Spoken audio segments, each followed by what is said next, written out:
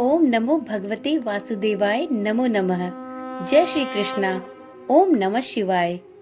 आप सभी को कार्तिक मास की अत्यंत हार्दिक शुभकामनाएं। आज की वीडियो में कार्तिक मास महात्म्य कथा का 7वां अध्याय श्रवण करेंगे। तो चलिए श्री विष्णु भगवान का ध्यान करते हुए इस पावन एवं पुण्यकारी कथा का रसपान करते हैं। कथा को प्रारंभ करने से पहले आप सभी से निवेदन है कि यदि आपको कार्तिक मास महात्म्य की ये कथाएं रुचिकर लग रही हैं और आपने इससे पहले की कथाएं नहीं देखी हैं, तो आप इसी चैनल पर पिछली वीडियो में जाकर इन कथाओं का श्रवण कर सकते हैं। हमारे इस चैनल पर प्रतिदिन शाम को 7 बजे कार्तिक मास महात्म्य की कथाएं सुनाई जा रही हैं। तो चलिए आज कार्तिक मास महात्म्य कथा का 7वां अध्याय श्रवण करते हैं। पिछले 2 अध्यायों में श्री नारद मुनि ने कार्तिक मास में अपनी शारीरिक स्वच्छता से संबंधित विषयों जैसे शौच, दातून की प्रक्रिया तथा कार्तिक स्नान के विषय में सविस्तार वर्णन किया और इस अध्याय में श्री नारद मुनि कार्तिक मास में क्या करना चाहिए और क्या नहीं करना चाहिए के विषय में विस्तार पूर्वक बताते हुए कहते हैं कि हे राजन, कार्तिक मास में व्रत करने वालों के नियमों को मैं संक्षेप में बतलाता हूँ, उसे आप ध्यान पूर्वक सुनिए। व्रती को सब प्रकार के आमिष, मांस, उड़द, राई, खटाई तथा नशीली वस्तुओं का त्याग कर देना चाहिए। व्रती को दूसरे का अन्न ग्रहण नहीं करना चाहिए, किसी से द्वेष नहीं करना चाहिए तथा तीर्थ के अतिरिक्त अन्य कोई यात्रा नहीं करनी चाहिए। देवता, वेद, ब्राह्मण, गाय, व्रती, नारी, राजा तथा गुरुजनों की निंदा भी नहीं करनी चाहिए। व्रती को दाल, तिल, पकवान व दान किया हुआ भोजन ग्रहण नहीं करना चाहिए। किसी की चुगली या निंदा भी नहीं करनी चाहिए। किसी भी जीव का मांस नहीं छूना चाहिए। पान, कत्था, चूना, नींबू, मसूर, बासी तथा जूठे अन्न का भी प्रयोग नहीं करना चाहिए। गाय, बकरी तथा भैंस के अतिरिक्त अन्य किसी पशु का दूध नहीं पीना चाहिए।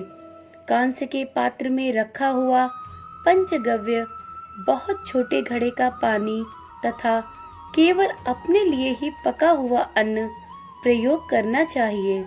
कार्तिक माह का व्रत करने वाले मनुष्य को सदैव ब्रह्मचर्य का पालन करना चाहिए।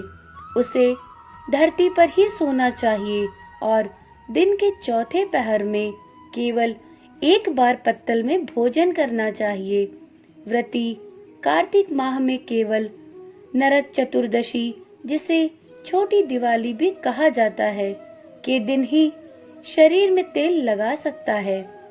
कार्तिक माह में व्रत करने वाले मनुष्य को सिंघाड़ा, प्याज, मट्ठा, गाजर, मूली, काशी फल, लौकी, तरबूज इत्यादि वस्तुओं का प्रयोग बिल्कुल नहीं करना चाहिए।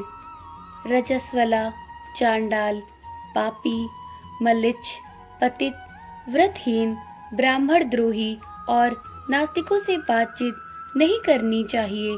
भगवान विष्णु को प्रसन्न करने के लिए अपनी शक्ति के अनुसार चंद्रायण आदि का व्रत करना चाहिए और उपर्युक्त नियमों का पालन करना चाहिए।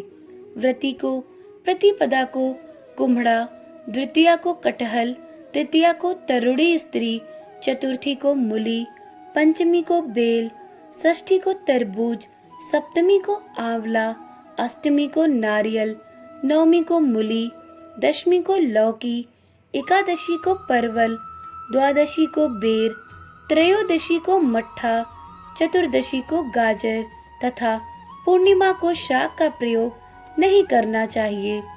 रविवार को आंवला का प्रयोग नहीं करना चाहिए। कार्तिक माह में व्रत करने वाला मनुष्य यदि इन शाकों में से किसी शाक का सेवन करना चाहे तो पहले ब्राह्मण को देकर तत्पश्चात ग्रहण करे। यही विधान माघ माह के व्रत के लिए भी है। देवोत्थानी एकादशी में पहले कही गई विधि के अनुसार नृत्य, जागरण, गायन वादन आदि करना चाहिए। इसको विधि पूर्वक करने वाले मनुष्य को देखकर यमदूत ऐसे भाग जाते हैं जैसे सिंह की गर्जना से हाथी भाग जाते हैं। कार्तिक माह का व्रत सभी व्रतों में श्रेष्ठ है। इसके अतिरिक्त जितने भी व्रत यज्ञ हैं वह 1000 की संख्या में किए जाने पर भी इसकी तुलना नहीं कर सकते, क्योंकि यज्ञ करने वाले मनुष्य को सीधा बैकुंठ की प्राप्ति होती है। जिस प्रकार राजा की रक्षा उसके अंग रक्षक करते हैं, ठीक उसी प्रकार कार्तिक माह का व्रत करने वालों की रक्षा भगवान विष्णु की आज्ञा से इंद्र आदि देव करते हैं। व्रती मनुष्य जहाँ कहीं भी रहता है वहीं पर उसकी पूजा होती है, उसका यश फैलता है।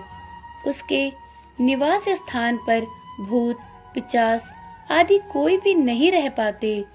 विधि पूर्वक कार्तिक माह का व्रत करने वाले मनुष्यों के पुण्यों का वर्णन करने में ब्रह्मा जी भी असमर्थ हैं। यह व्रत सभी पापों को नष्ट करने वाला, पुत्र पौत्र प्रदान करने वाला और धन धान्य की वृद्धि करने वाला है। कार्तिक मास महात्म्य कथा का 7वां अध्याय संपूर्ण हुआ। तो सभी एक बार प्रेम से बोलिए, श्री विष्णु भगवान की जय, माता लक्ष्मी देवी की जय। यदि वीडियो में सुनाई जा रही कथाएं आपको रुचिकर लग रही हैं, तो कृपया करके इस वीडियो को अवश्य लाइक करें और चैनल को भी सब्सक्राइब करें, जिससे आपको आगे की आने वाली कथाएं बिना किसी रुकावट के निरंतर प्राप्त होती रहें। तो चलिए कल मिलते हैं 7 बजे कार्तिक मास महात्म्य कथा के 8वें अध्याय के साथ। ओम नमः शिवाय। जय श्री कृष्णा। राधे राधे।